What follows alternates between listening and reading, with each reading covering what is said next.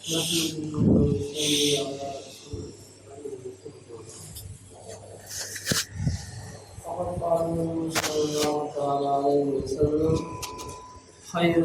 من تعلم القرآن وعلمه أو كما قال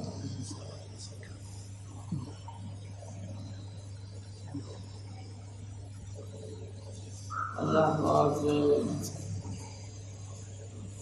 اپنے قرب اور اپنے تعلق کا سب سے مؤثر ذریعہ اپنے کلام کا جتنا قرب اور نزدیکی اور اس کا تعلق قرآن پاک کی تلاوت اس کے معنی مطلب سمجھنے سے حاصل ہوتا ہے، اتنا کسی اور چیز سے حاصل ہے۔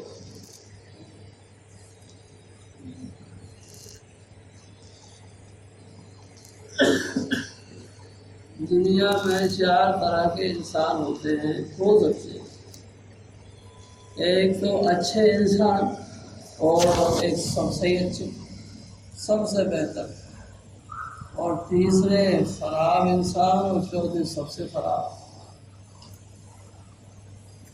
تو اچھا ہی بننے چاہتے ہیں، جہاں تک آدمی اچھا ہی بننا چاہتا ہے اور اچھا نہیں بن کے بہترین سب سے اچھا، تو سب سے اچھا کون؟ اللہ پاک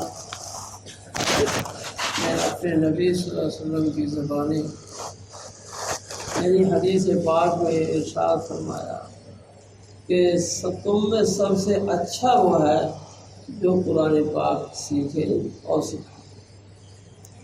سب سے بہتر انسان سے بتایا، کیونکہ یہ سب سے اچھے کا کلام ہے، اللہ تعالیٰ کا کلام ہے، تو اس کی تلاوت، سیکھنا اور سکھانا دونوں ایسے کام ہیں جن سے وہ انسان سیکھنے والا بھی اور سکھانے والا سب سے بڑھیا ہو جاتا ہے۔ اس کی تاثیر کتنی ہوگی کہ عرب اس کو سنتے تھے، باوجود دشمن ہوتے تھے دین کے، اللہ کے نبی کے، لیکن اس میں ایسی کشش ہے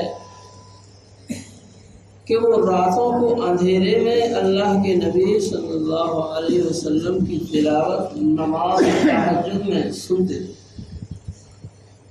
آپ تہجد میں تلاوت کرتے تھے تو اندھیروں میں سب وہ جن کو معلوم ہوتا تھا چپکے چپکے جا کر سنا کرتے تھے، ایسی کشش ہوتی تھی، دل کھنچتا تھا۔ یہ تاثیر قرآن پاک کی اللہ کے نبی صلی اللہ علیہ وسلم کی تلاوت کی تو سب سے زیادہ ہی تھی، اس لیے دشمن، اسلام کے دشمن بھی اس کو سنتے تھے، لیکن یہ تاثیر سب کو حاصل ہو جاتی ہے جو بھی پڑھتا ہے۔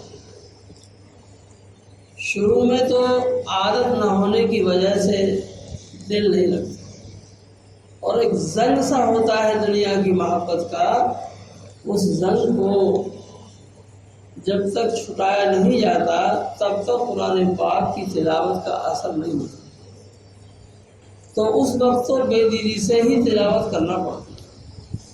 لیکن جب وہ زنگ چھوٹ جاتا ہے اور تلاوت کا اثر اب کچھ ظاہر بھی ہونے لگتا ہے تو دل پھر اس کا اثر نہیں ہوتا، پھر تو ایسی کشش ہوتی ہے جیسے میٹھے کی طرف کشش ہوتی ہے، ایسا میلان ہوتا ہے، اور اس سے دنیا کی محبت کا جو زنگ لگ گیا تھا وہ چھوٹ جاتا ہے۔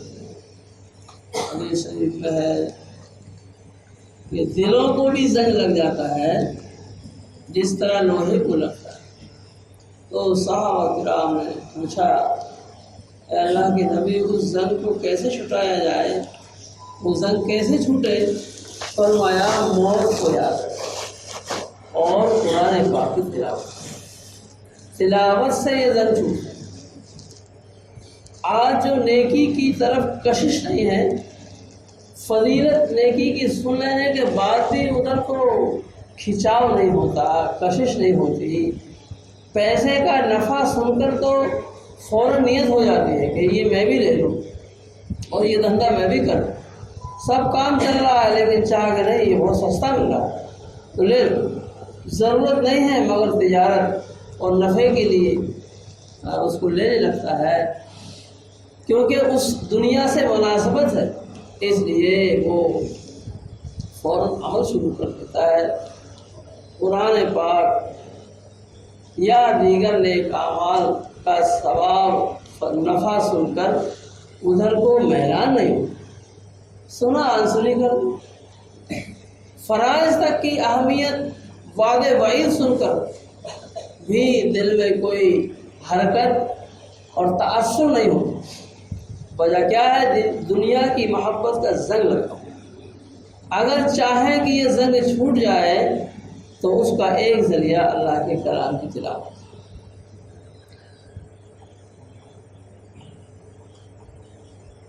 اور قرآن پاک کے الفاظ بھی اتنے اہم ہیں کہ ان کو چاہے معنی نہ سمجھیں، ان کے معنی کو نہ سمجھتے ہوں تو بھی ان کا جو اثر ہے وہ ظاہر ہوتا ہے۔ ایک بزرگ کا واقعہ لکھا ہے، قریب دور کے غالباً یو پی کے تھے، وہ کہیں سفر سے لوٹ رہے تھے، گھر آنے میں دیر ہوئی، راستے میں رکنا پڑا، دیکھا ایک جھونپڑا ہے وہیں چلے گئے، وہاں کچھ گڑ وغیرہ بن رہا تھا، تو ان سے کہا غیر مسلم سے کہ مجھے دیر ہو گئی، گھر نہیں پہنچ پاؤں گا، آج رات میں یہاں رکنا چاہتا ہوں، اگر آپ اجازت دیں۔ انہوں نے کہا شوق سے، کہا میں پانی کی بھی تھوڑی ضرورت پڑے گی وضو کے لیے، تو انہوں نے پانی بھر کے رکھ دیا۔ اب جب رات ہوئی انہوں نے تہجد کی نماز کی نیت باندھ کر جو قرآن پڑھنا شروع کیا، وہ غیر مسلم اس قرآن کو سن کر ایسا متاثر ہوا کہ بس اس کو نیند نہیں آئی، وہ بے چینی نہیں، وہ ایمان کی کشش، اور جیسے پیاسے کو پانی مل گیا، مزہ آ رہا۔ رات تو جیسے تیسے گزر گئی، لیکن صبح اٹھے تو اس نے کہا ان بزرگ سے کہ آپ وہ رات میں کیا پڑھے؟ کہا وہ ہم قرآن پڑھ رہے۔ کہا ہمیں بھی سکھا دیں۔ کہا وہ ایسے نہیں سیکھا جاتا، اس کے لیے کچھ شرائط ہیں۔ تو اس نے کہا نہیں، آپ تو جو شرائط ہو ہم کو بتائیں۔ تو انہوں نے کہا تم نہا دھو لو، اور میں ایک بول کہلواؤں گا، اس کو دل سے کہنا۔ ہاں میں سب کروں گا، مجھے ایسا مزہ آیا ہے کہ میں بیان نہیں کر سکتا، اور بغیر اس کے ہم رہ نہیں سکتے۔ چنانچہ اس نے کلمہ پڑھا، ان کو مسلمان کیا، اور اس نے سب گھر والوں کو مسلمان کیا، اور قرآن سیکھنے میں لگ گیا۔ ایسی دولت ہے یہ اللہ کے فضل و کرم سے اس زمانے میں یہ تقریباً سبھی کو حاصل ہے، کیونکہ گھر میں کوئی نہ کوئی پڑھا لکھا ہوتا ہے۔ رشتے بھی اکثر اسی بنیاد پہ کرتے ہیں کہ بچی پڑھی لکھی ہے کہ قرآن پڑھی ہے کہ اگر نہیں پڑھی ہوتی تو اس کو کمی مانتے ہیں، اور ہے واقعی یہ چیز کمی کی ہے، لیکن رشتے کے وقت تو تحقیق کر لیتے ہیں، پھر نہیں پوچھتے کہ صاحب جس بنیاد پہ یہ رشتہ کیا تھا اب وہ دولت اس گھر میں حاصل ہو رہی ہے نہیں، اس دولت کا استعمال ہو رہا ہے کہ نہیں، برکت حاصل ہو رہی ہے نہیں، کوئی فکر نہیں۔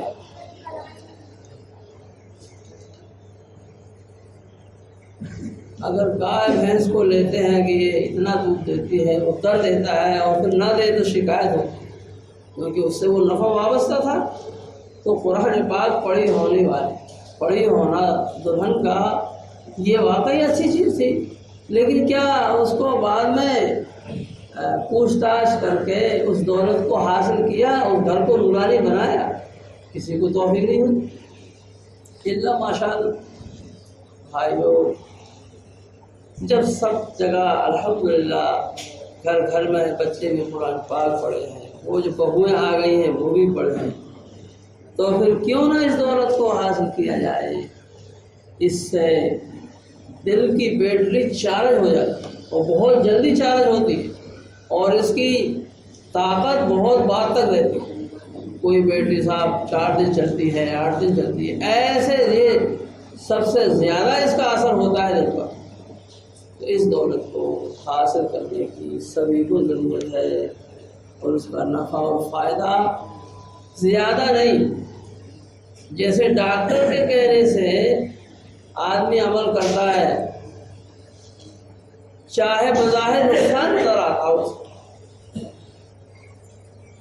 کہتا ہے یہ دست لگیں گے، ہاں صاحب الٹی ہوگی، پہلے ہی بتا رہا ہوں نقصان ہوگا، لیکن کہتا ہے بعد میں فائدہ۔ شروع میں نقصان ہوتا ہے۔ قرآن پاک کی تلاوت یا اور اعمال کا فائدہ، شروع میں نقصان تو کچھ نہیں ہوگا، لیکن وہ فائدہ ہی محسوس نہیں ہوگا شروع میں، چند دنوں کے بعد انشاءاللہ وہ فائدہ بھی محسوس ہونے لگے گا۔ تجربہ کر کے دیکھیں، 40 دن اس کا تجربہ کر لیں، پھر اس کیفیت کو جو تلاوت سے پہلے، یعنی آج ہے مثلا، اور 40 دن کے بعد اب سے تلاوت شروع کرنے کے 40 دن کے بعد پھر دل کی کیفیت کو جانچے کہ اب کیا ہوا۔ وہ جیسے رمضان مبارک میں اخیر میں کیفیت ہوتی ہے، شروع میں نہیں، اخیر میں، تیسرے عشرے میں 20-21 کے بعد جو کیفیت ہوتی ہے کہ اندر سے فرشتہ سا ہو گیا، وہ گناہ کے تقاضے سب ختم، اور روزوں کا تراویح کا اثر دل میں ایسا نورانی لگ رہا ہے کہ سب بس اللہ ہی اللہ۔ اگر غلط مجلسوں سے گزرتا ہے تو اسے دل اس بدبو کو محسوس کرتا ہے، جیسے ظاہری ناک اس بدبو کو محسوس کر کے دور سے گزرتی ہے، تو وہ غلط مجلسوں کی بدبو کو کا احساس کر کے دور سے گزر جاتا ہے، نہیں بیٹھتا وہاں، پسند نہیں کرتا اسے۔ اس سے زیادہ اللہ کے کلام کی تاثیر خود محسوس ہوتی۔ آج ہم کتنے بے برکتی کی شکایت کرتے ہیں، گھروں میں برکت نہیں، صاف سکون نہیں، پیسہ آتا تو بہت ہے لیکن پتہ ہی نہیں چلتا کدھر گیا۔ حیرت ہوتی ہے جس مال کے آنے کے بعد اس کے جانے پر حیرت ہو رہی ہے کہ پتہ نہیں چل رہا۔ قرآن پاک کی برکت ایسی برکت ہے کہ پھر حیرت یہ ہوگی کہ پتہ ہی نہیں چلتا کیسے کام چل جائے، آمدنی کا پتہ نہیں، اور اللہ کا شکر ہر کام چل جاتا ہے، پتہ ہی نہیں چلتا۔ شروع میں زیادہ نہیں، ہمارے حضرت ہردوئی فرماتے تھے کہ زیادہ نہیں 3 منٹ تلاوت کرنا روزانہ، 3 منٹ۔ اگر کوئی پڑھا لکھا ہے تو کر لے، نہیں ہے تو کسی پڑھنے والے سے کہہ دے کہ بھائی تم یہی مجھے سنا دو، سننے سے بھی ثواب ملتا ہے، ایک گہرا ثواب سننے سے بھی ملتا ہے۔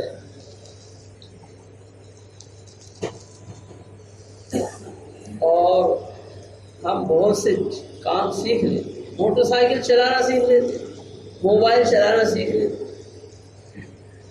تو قرآن پاک یہ مومن کا ایک عمل ہے، کام ہے، اس کو بھی سیکھ لیں۔ یہ نہ سوچنا چاہیے کہ یہ تو بچوں کا کام ہے، ہم تو بڑے ہیں۔ اصل میں تو قرآن پاک یا کوئی بھی شریعت کا حکم بڑوں ہی سے ہوتا ہے، نماز بچوں پہ تو فرض نہیں، اور احکام بچوں پہ نہیں، بڑے ہونے کے بعد ہوتے ہیں۔ بچے وقت سے پہلے آراستہ ہو جاتے ہیں، ہم ان کو سکھا دیتے ہیں کہ خالی وقت ہے کھیل کود کا، اس میں یہ دولت حاصل کر لیں گے، بعد میں وقت بچ جائے گا۔ لیکن بڑے ہونے کے بعد ایک آدمی بڑا ہے، اب اس نے ہوش سنبھالا، اور پہلے ماحول نہیں تھا، ماں باپ کو بھی فکر نہیں ہو پائی، مجبوری ہے، تو اب جو ہے فکر ہو جائے، خود فکر کر لینا چاہیے۔ اگر اس کی فکر ہو جائے. مجھے یاد آیا ایک بزرگ جو ابھی حیات ہیں، آپ سب جانتے ہیں، شیر پور کے ببو چچا. انہوں نے بتایا کہ میں نے اپنی بیوی سے قرآن سیکھا. یہ پرانے زمانے کی بات، لگن لگ جائے. اور لقمان بھائی کہتے تھے کہ میں دن بھر ناڑی ہانکتا تھا اور شام کو مولوی صاحب کے پاس جا کر قرآن سیکھتا تھا. قاعدہ پڑھتا تھا، دھیرے دھیرے مجھے قرآن ایسے آیا. دن میں کام اور عشاء میں جا کر اور وہاں سبق لے کے آتے. فکر ایسے مشغول آدمی تک سیکھ سکتے ہیں. ہمیں تو اللہ نے کتنی فرصت دی. آج تو مشینی دور ہے، ایسے ہی کام ذرا میں ہو جاتا ہے. کیا اتنی فرصت بھی نہیں اللہ کے کلام کو سیکھنے؟ بھائیو، اگر ایمان کی چنگاری ہمارے دل میں ہے تو یہ ہو نہیں سکتا کہ ہمیں قرآن پاک سیکھنے کا شوق نہ ہو. بالکل ہوگا، اور شوق کے بعد پھر عمل بھی ہونا چاہیے. بزرگوں نے بتایا جب کسی عمل کا شوق اور کسی نیکی کا جذبہ پیدا ہو تو اس کے بعد پہلا جب عمل کا موقع آئے اس وقت عمل شروع کر دے، ہمت کر لے، تو آئندہ کو توفیق کا دروازہ کھل جاتا ہے. کیونکہ اس جذبے اور نیکی کی ہم نے قدر کر لی. اور اگر اس جذبے کو ہم نے ایسے ہی چھوڑ دیا، خیال نہیں کیا، جیسے مہمان آیا اور ہم نے دروازہ کھولا ہی نہیں، اس نے دستک دی، ہم نے دروازہ تک نہیں کھولا، تو وہ چلا جائے اور اب 2 بار نہیں آئے گا. گھر میں آواز سنائی تھی پھر بھی نہیں، اب نہیں جاؤں. ناقدری سے مہمان کی نعمت رخصت ہو جاتی ہے تو وہ جذبہ بھی ایسے ہی سرد پڑ جاتا ہے. دوبارہ اتنا سن کر اب اتنا جذبہ بھی نہیں ہو. ابھی جو پہلی بار جذبہ ہو گیا تھا کسی نیکی کا، اب دوبارہ اس کا نفع فائدہ سن کر اتنا جذبہ نہیں ہو، کیونکہ ناقدری ہو چکی. پہلے جذبے پر، پہلے ارادے پر عمل کرنے سے توفیق کا دروازہ کھل جاتا ہے. اس لیے سب کو چاہیے جو پڑھے لکھے ہیں وہ تو نفل تلاوت شروع کریں. شام ہونے سے پہلے، دن ڈوبنے سے پہلے چاہے 1 منٹ کر لیں. اور جو پڑھے لکھے نہیں ہیں وہ سیکھنے کی نیت کر لیں. اور جو صورتیں انہیں یاد ہیں روزانہ وہی پڑھ لیا. الحمد کی صورت، انا اعطینا کی، قل هو اللہ کی، جو صورتیں یاد ہیں ایک دفعہ پڑھ لیں اور دعا کریں، اے اللہ اس قرآن پاک کو دیکھ کر اور آپ کے کلام پاک سے مجھے پڑھنا سکھا. یہ تو زبانی رٹا ہوا ہے، میں نے بڑے بوڑھوں سے سیکھا، جماعت میں سیکھا. یہ آپ تو یا اللہ مجھے باقاعدہ پڑھنا سکھا. دعا کریں، دعا قبول ہوتی ہے. اور اس کو بخش بھی دیں کسی بڑے اپنے عزیز رشتہ داروں کہ یا اللہ اس کا ثواب میں نے جو الحمد پڑھی ہے، انا اعطینا قل هو اللہ، قل اعوذ برب الفلق، جو بھی صورتیں یاد ہیں، یا اللہ اس کا ثواب میرے رشتہ داروں کو، ماں باپ ہے مرحومین یا اور کوئی، ان کو پہنچا دیں.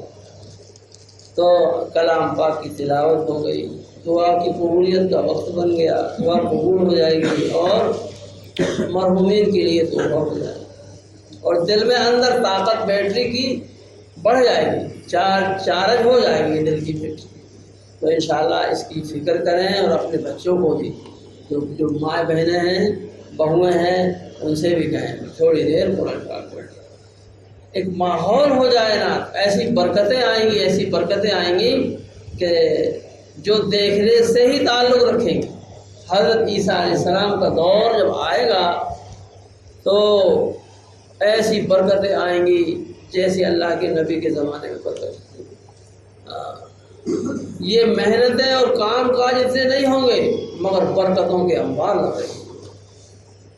مویشی کی برکت، پھلوں کی برکت، پیداوار کی برکت، اعمال میں لگ جائیں گے لوگ اللہ تعالیٰ کو راضی کرنے میں. تو اللہ تعالیٰ کے بندے جب اللہ کو خوش کرنے لگے تو پھر چیزوں میں اللہ تعالیٰ ایسی برکتیں ڈال دیں گے کہ حیرت ہوگی.